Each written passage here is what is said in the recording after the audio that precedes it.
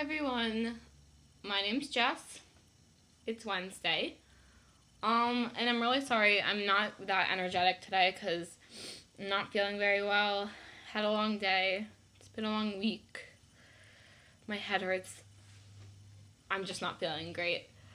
So I'm just gonna dive right into the topic, which I actually have a lot to say. I don't listen to Tegan and Sarah, and I don't really watch The L Word. Please don't shun me.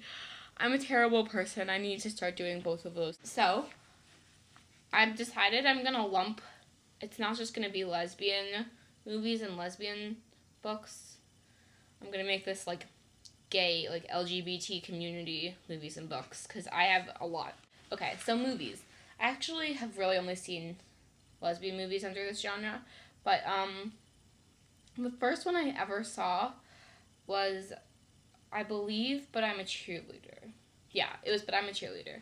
And I don't know, I didn't like it that much. I thought it was kind of dumb, but it's a really good comedy movie, laughable, chill movie. I liked it in that way.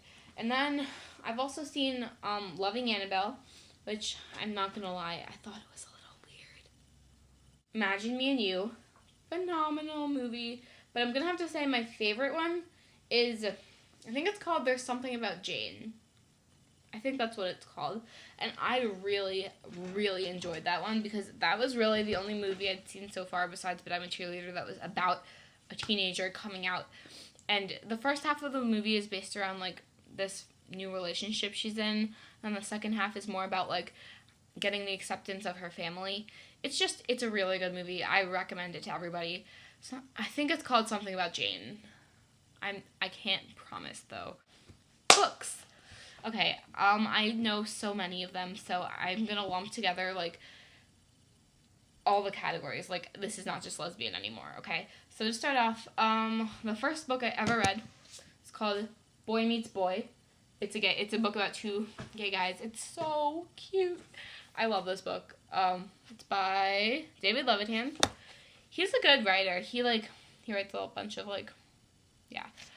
Okay, and then there's Alex Sanchez, who writes so many gay books, and I've kind of come to find that they all kind of have the same story with it's the same plot line.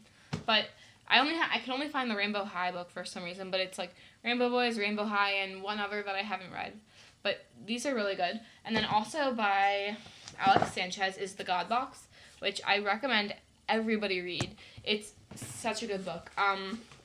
Basically it talks a lot about it's about a really, really, really Catholic kid who discovers that he's gay, and he lives in a really conservative town.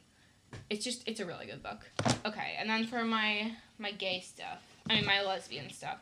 Okay, so there is Rage. This is a good book. It's about lesbian relationship, but it's also about relationship violence.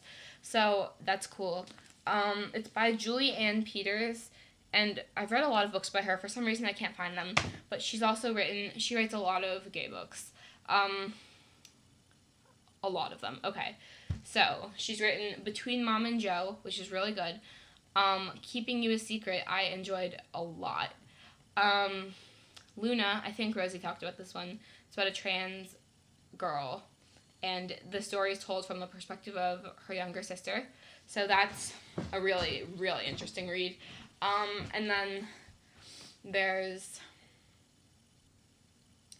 a book called Far From Xanadu. That's a really good one. There's one called Girl to Girl, which is a bunch of short stories about under the topic of being gay and stuff. I don't know. Julie Ann Peters writes a lot of really good books. So there's the Bermudas Triangle, which is really interesting because it's about three friends. One goes on vacation, and then the other two have a thing over the summer, and this one girl realizes that she's gay, and the other one is no, I'm not gay. I don't like girls. I just liked this girl. And it's really interesting. And then another one is called Kissing Kate, which is about a girl who makes out with her best friend. I don't know. It's really good too. It's a really good coming of age novel. Okay, and then my very favorite one, I was scared to even go buy this. Like, I made my mom buy it for me. That is awkward because I really don't like going into the, like, lesbian section of the bookstore because it's, like, arrows, like me. So I made my mom go buy this for me. But it's called, hold on. It's called Same Sex in the City. So your Prince Charming is really a Cinderella. And it is so good, guys. Okay, it's nonfiction. And it's basically about being, like, a femme lesbian. And, like, what it's like. And there's different chapters about different things. Like, the chapters are, like, there's a chapter called Hooking Up with Straight Girls. There's a chapter called Lesbe Friends, like Lesbe Friends, coming out. 99 Problems, but a Chick Ain't One, How to Meet a Woman 101. Like, this is my Bible. This is my Bible. And there's basically, like, advice. Hold on. See, this chapter is called Intensity Between Two Women. And there's, like, advice first. Like, that says, avoid being a suction cup. And then there's, like, people write their stories. It's such a good book. I highly recommend this. It's by Lauren Levine and Lauren Blitzer. Same Sex in the City. Buy it! Okay. And I think I'm done. Sorry, I just talked for 9 minutes. I'm going to have to cut this down. But I'm a bookworm. And I really liked, I went through a phase like Rosie did where I read like a buttload of gay books. I don't know if I'm allowed to say that word on YouTube. So yeah, really good books. I recommend going and buying all of them, but if you don't have that kind of money, you can just buy some of them. I forgive you. Okay, so yeah, I hope you guys have a good rest of the week. For those of you who are still in high school, we're almost done, just like a few more weeks, and I will see you next Wednesday.